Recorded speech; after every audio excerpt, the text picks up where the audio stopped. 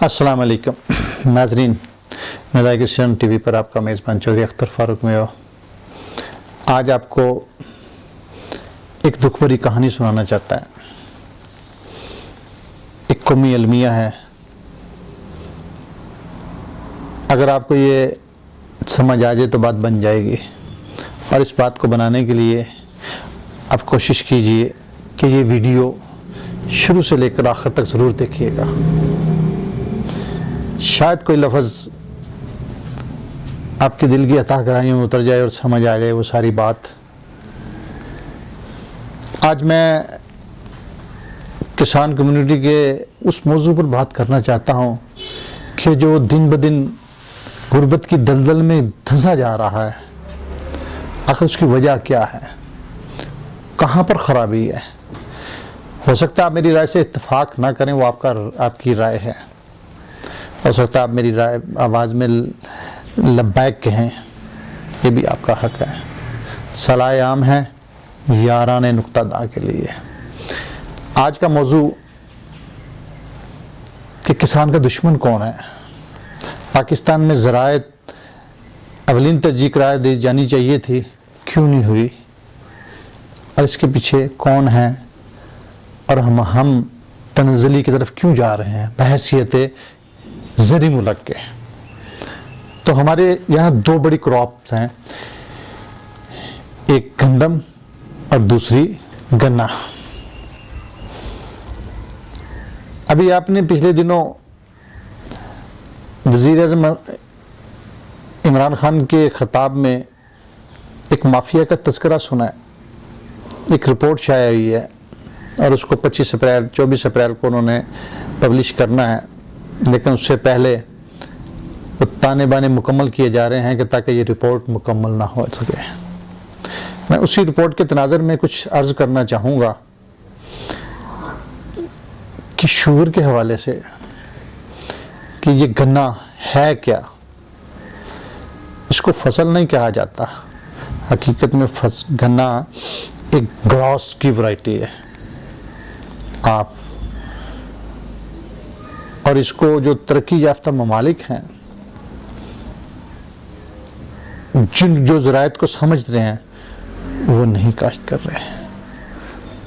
मैं उसकी हिस्ट्री में नहीं जाऊंगा, लेकिन मैं सिर्फ इतना से बताऊंगा कि 16वीं सदी ईस्वी में जो चीनी बनाने के हवाले से तमाम कारोबार,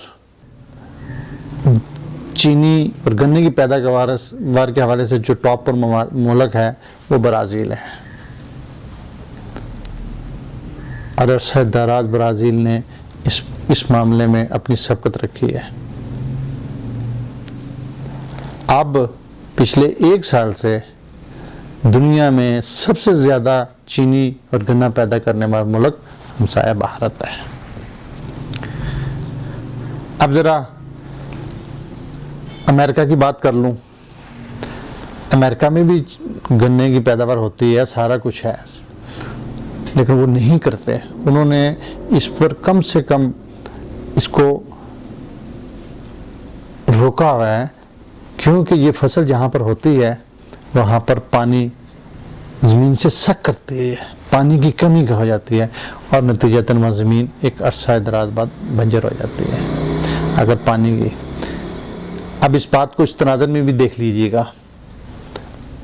और अमेरिका ने इसका क्या किया हुआ है, वो अपने दूसरे ममालिक से अपनी ज़रूरत की चीनी इंपोर्ट करता है और उसकी जगह मकई, फल और दूसरी फसलात की काश्त करता है, ताकि वो खुराक पैदा करने का वो ज़रिया अपनी आवाम को पहुँचाए। ये बहुत बड़ी हिकमत है। ख़ुद वो पैदा नहीं करता, ना वो आवाम से दुश्मनी लेता, ना अपने फार्मर से दुश्मनी लेता, ना ज़मीन से दुश्मनी लेता है। उनकी मैनेजमेंट ने ये फ़ैसला किया हुआ है।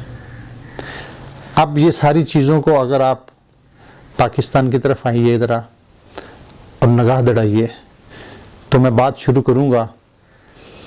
तो दहाइयों पहले पाकिस्तान कपास में दुनिया में पैदा करने वाला दूसरा बड़ा मुल्क था, और कपास हमारी मुल्की जीडीपी में अहम किरदार अदा करती है।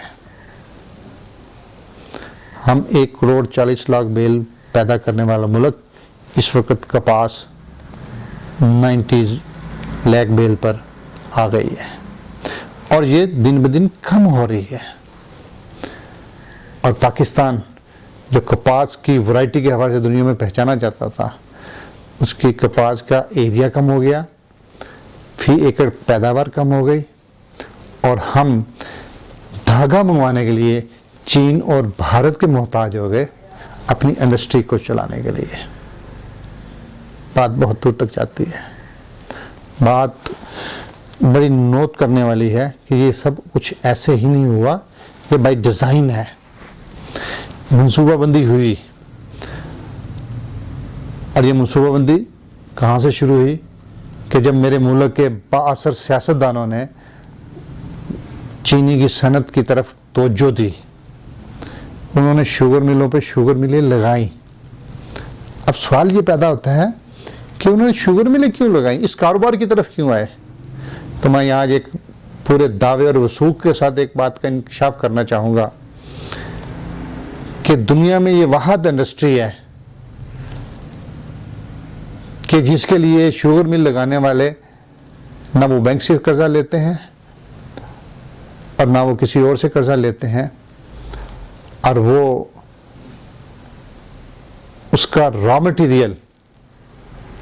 मटेरियल और दुनिया में जो बात कहना चाहूँगा वो ये है कि वो वाहिद इंडस्ट्री है कि जिसका रॉ मटेरियल उधार मिलता है। कोई दुनिया में ऐसी इंडस्ट्री नहीं है। बारे नहीं आ रहे हैं, रॉ मटेरियल उधार मिलता है और फिर वो उधार साल हर साल किसानों को वापस नहीं किया जाता और शुगर मिल मारकर रोते हैं एक यूनियन बनाकर कि जी हम तो उजड़ गए, हमारे पास पैसे ही नहीं है, शुगर केन और जितनी मशीनरी उनकी मोहताज होती है। इसकी वजह यह है कि उन सियासतदानों ने बाअसर सियासतदानों ने इस कारोबार में सिर्फ इसलिए कदम रखा था कि वो किसानों का खून निचोड़ सके। और इन्हीं सियासतदानों ने जब ये मुंतखब होते हैं तो गंदम और कपास के और गन्ने के हवाले से तमाम फसलों पर की पोस्ट पर खुद होते हैं या अपने बंदे रखते हैं, डिसीजन पावर इनके हाथ में होती है। इसलिए गन्ने की कीमत को ये बढ़ने नहीं देते। स्पोर्ट्स प्राइस का ऐलान होता है, ऐलान पर अमल नहीं होने देते। और जब कपास की बारी आती है तो ये रकबा कम क्यों हुआ। बज़ाहिर अगर आप इन 20 सालों में अगर मुल्की तरक्की के और रिसर्च के अदारों पर निगाह डालेंगे तो आप काम करते नज़र आएंगे, लेकिन उसका result look busy do nothing. मेरे काटन पर रिसर्च नहीं हुई, मेरी काटन के हवाले से पैदावार नहीं बढ़ी, मेरे काटन के हवाले से उसके बीज के हवाले से कोई डेवलपमेंट नहीं हुई। ये सब कुछ अचानक तो नहीं हुई, बाय डिज़ाइन है। जानबूझकर ये किया गया क्योंकि कुव्वतों के माखज़ पर वो लोग बैठे हुए थे जो आपके वोटों से मुंतखब होकर MNMs बनते थे, और वो यही बड़े जागीरदार हैं कि जिन्होंने इस पर अमल नहीं होने दिया और फसल को मजबूर किया किसान को वो गन्ना काश्त करे। और गन्ना भी किसान क्यों काश्त करता है। अब मैं दूसरी तरफ किसानों की तरफ आता हूँ। किसान इसलिए इसको काश्त करता है कि वो एक ग्रास वैरायटी है, उसको उसने सिर्फ पानी लगाना है और 3 साल तक मज़े लेने हैं। अब वो 3 साल तक वो सुस्त रहेगा, सिर्फ गन्ने की कटाई कर देता है और उसके बाद उसको पानी लगाते रहो और कोई परवाह नहीं है। ये मजमूई तौर पर मेरे किसान को सुस्त बनाया गया है। वो तहकीक की तरफ ना जाए, वो जुस्तजू की तरफ ना जाए, वो रिसर्च की तरफ ना जाए, वो अपनी मईशत को बदले ना। और वो उन्होंने इन शुगर मिल मालकान ने चंद हर इलाके में अपने नुमाइंदे रखे हैं, उन्होंने वो उनको नवाजते भी हैं, उनको परमिट भी देते हैं, उनको सब कुछ करते हैं, लेकिन पिसता वो मेरा छोटा किसान। और फिर उन्होंने सिर्फ बात यहाँ तक नहीं रखी, उन्होंने किसान यूनियन की शक्ल में अपने नुमाइंदे भी रखे हुए हैं जो पेड होते हैं। कहने के वो किसान नुमाइंदे हैं, हकीकत में वो स्पॉन्सर्ड इन्हीं माफियाज के हैं। और ये इनका खेल यहाँ पर ख़त्म नहीं होता। ये इनकी कोई सियासी पार्टी नहीं है, ये हर सियासी पार्टी में होते हैं। हर सियासी पार्टी में इनका तरीका बदल जाता है। मुझे आज भी वो याद है, मैं उस केन कमिश्नर का नाम नहीं लूँगा, केन कमिश्नर पंजाब थे, मीटिंग थी, जाते थे उनसे मामला, लोगों के फार्मर्स कम्युनिटी के मामला के लिए जाते थे कि भाई फलां जगह पैसे देने हैं, उनके उस बच्ची की शादी, उसको ये दूर करवा दो, उसकी वो पेमेंट करवा दो। बारह अल्लाह का नेक बंदे थे, वो कर देते थे। एक दिन उन्होंने बड़ी एक नुक्ते की बात की। उन्होंने कहा, अख्तर फारूक साहब, किसी गलतफहमी में ना रहें, आप मेरे दफ्तर में भी आना, आपको 4 बंदे रोकते हैं, फिर आप आते हैं मेरे दफ्तर में, आम बंदा भी नहीं आ सकता। और जिनको आप माफियाज का नाम देते हैं ना, जिनके खिलाफ आप अपीलें करते हैं, जिनके खिलाफ आप खबरें चलाते हैं, जिनके खिलाफ आप ब्रेकिंग न्यूज़ देते हैं ना, वो तबका वजीर आला हाउस में पाँव की नोक से दरवाज़ा खोलता और दाखिल होता है। अब उसके खिलाफ काम कर रहे हैं, आपकी कौन सुनेगा? आपकी कोई नहीं सुनेगा। बात सच थी, कोई नहीं सुनता। और आज हकीकत आया हो गई है कि ये वो लोग हैं जो हुकूमतों को बनाने में और हुकूमतों के किरदार गिराने में एक किरदार अदा करते हैं। और ये भी सच है कि किसानों का खून निचोड़ने में भी ये सफ़े अव्वल के अदाकार हैं, फनकार हैं। अब इन चेहरों को आप पहचानिए, ये आपके नुमाइंदे नहीं हैं, ये किसानों के दुश्मन हैं। इन्होंने हकीकत में किसान को सुस्त कर दिया है, किसान का खून निचोड़ लिया है। किसान मजबूर हो गया है कि वो कहता है कि ठीक है, मैं 25 एकड़ काश्त कर लिए, मुझे इतना आ गया, थोड़ा आ गया, आधा आ गया, मिल गया। वो इनके पैसों से कारोबार करता है और फिर वही इन्हीं के पैसे इनको देकर इनको कहता है, लो इतने पैसे, ये लो मेरा इलेक्शन हॉल खोलो, मेरा दफ्तर बनाओ, ये लो इतने पैसे। उनको ये नहीं पता कि हमारे ही कमाए हुए पैसों से इन्होंने इतनी दिहाड़ियाँ लगा ली हैं। अगर इन दिहाड़ियों की मैं बात करूँ तो वो कैसे लगाते हैं वो भी मैं आपको बता देता हूँ। मैं ज़रा अब दूसरे पहलू पर आ जाऊँ। ये जो सियासत के डॉन हैं, ये मिल मालकान हैं, इनके दूसरे अंदाज की ज़रा तस्वीर कशी कर दूं ताकि आपको बात और समझ में आ जाए। 2018 और 19 की बात है। गन्ने की मुल्की पैदावार, जो चीनी की पैदावार हुई, वो 52 लाख टन थी। हमारी मुल्की ज़रूरत जो सी है वो 50 लाख टन बहुत है। अब सिर्फ 2 लाख टन ज़्यादा पैदा हुई है, सिर्फ 2 लाख टन। और शोर मचा दिया इस कार्टेल ने कि जनाब मारे जाएंगे, मर जाएंगे, उजड़ जाएंगे, आप जनाब हमें चीनी एक्सपोर्ट करने की इजाज़त दो, चीनी एक्सपोर्ट होनी चाहिए। हालांकि वहाँ पर लोगों ने मुखालफत भी की कि भी आपने एक्सपोर्ट करनी है करो, ठीक है, चाइना को दो, जिनको भी देनी है दो, लेकिन आपको रिबेट नहीं मिलेगा। लेकिन इसके बावजूद उन्होंने रिबेट लिया और वो सिर्फ चीनी फालतू कितनी 2 लाख टन, मंजूरी कितनी ली 11 लाख टन की। जब 11 लाख टन चीनी एक्सपोर्ट कर दी तो फिर इसी माफिया ने, इसी ग्रुप ने खुद ही शोर मचा दिया। ओ जी मुल्क में चीनी की शार्टेज हो गई, ओ जी चीनी की शार्ट हो जी ख़त्म हो गई जी, शहरी लोग बिल बुला रहे हैं। चीनी को लॉकडाउन कर दिया, छुपा दिया, ज़ख़ीरा कर दिया, मार्केट में सप्लाई कम कर दी और एक मसनूई हाइपो क्रिएट की। और उसके नतीजे में खुद ही चीनी की कीमत 55 से बढ़ाकर 85 तक ले गए, फिर अरबों रुपए कमा लिया। आफरीन है, आफरीन है इन शहजादों पर, आफरीन है इन मायानाज ग्रुपों पर। वो बात यहाँ तक नहीं रहती, वो बात गंदम में भी गई है, इसी तरह ही गई है। अब फूड डिपार्टमेंट क्या है, वो भी तो यही है। उसके सरपरस्त कौन है? ये बड़े जिम्मेदारी हैं। जब बारदाना मिलता है किन को मिलता है? 62 लोगों को मिलता है। बारदाना कौन ले जाता है? वो आड़ती ले जाता है, वो काश्तकार तो नहीं होता। मैंने पैसे उसके देने हैं, वो मेरा शनाख्ती कार्ड लेता है और जाके बारदाना ले आता है। और रातों रात अमीर हो जाते हैं।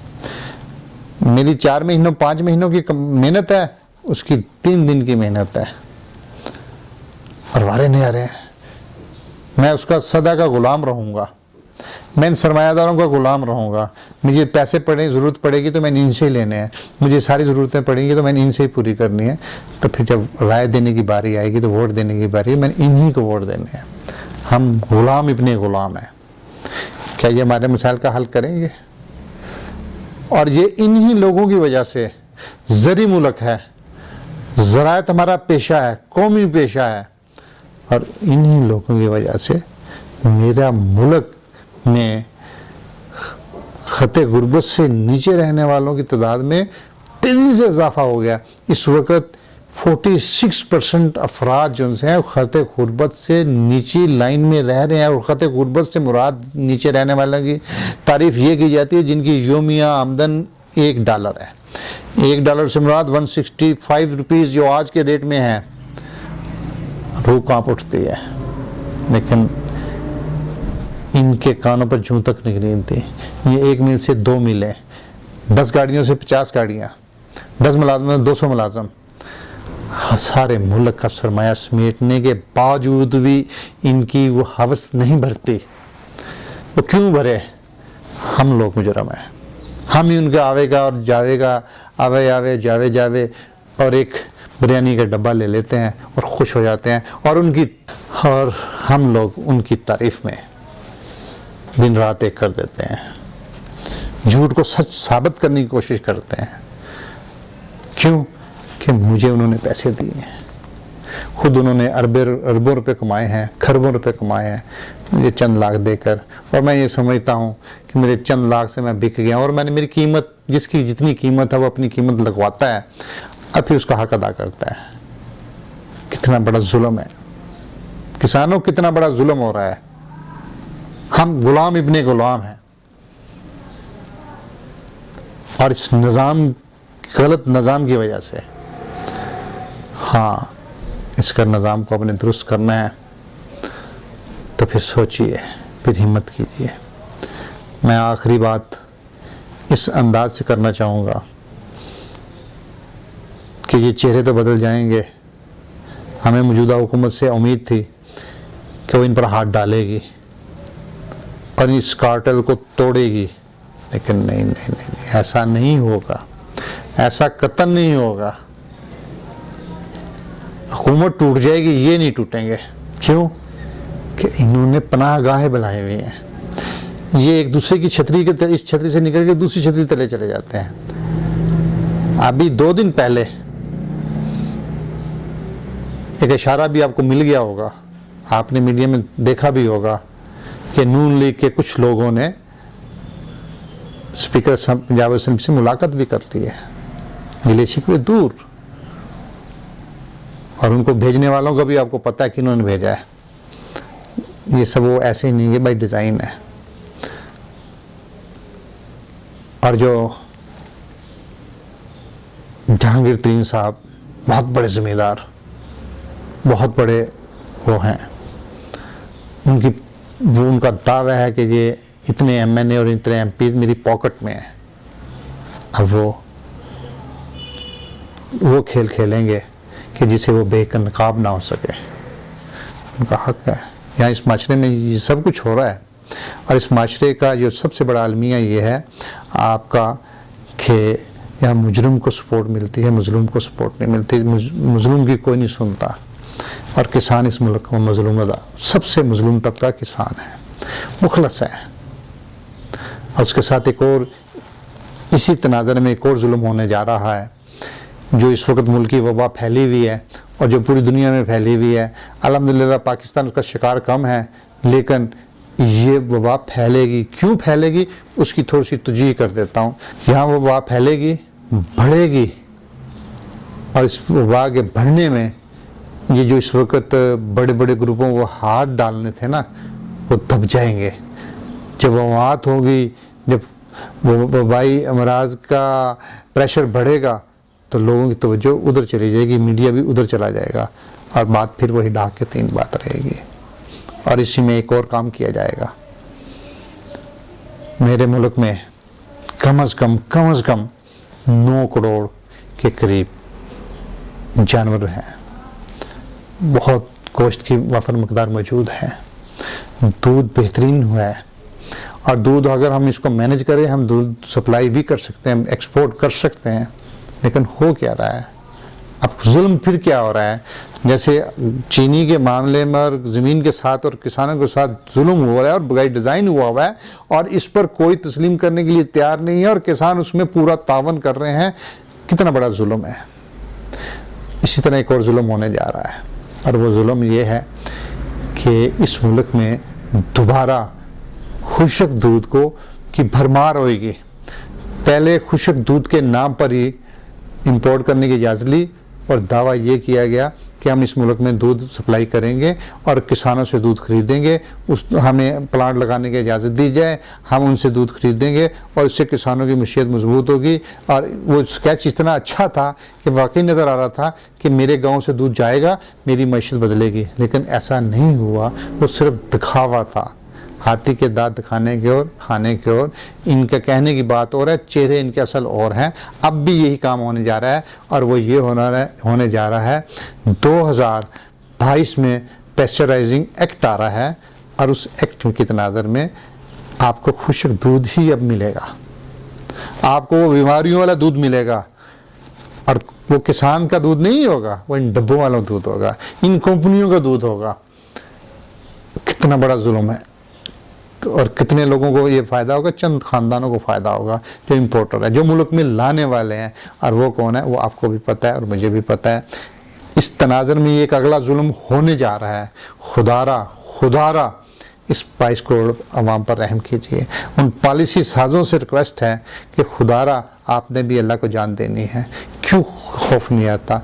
चंद लोगों की खातर, चंद ख़ानदानों को नवाजने के लिए खातर, चंद शहजादों की मईशत को मजबूत करने की खातर ये सब कुछ खेला खेला जाता है। और उन शहजादों से भी रिक्वेस्ट है, बहुत हो गई है, ना करो, बहुत जुल्म हो गया है।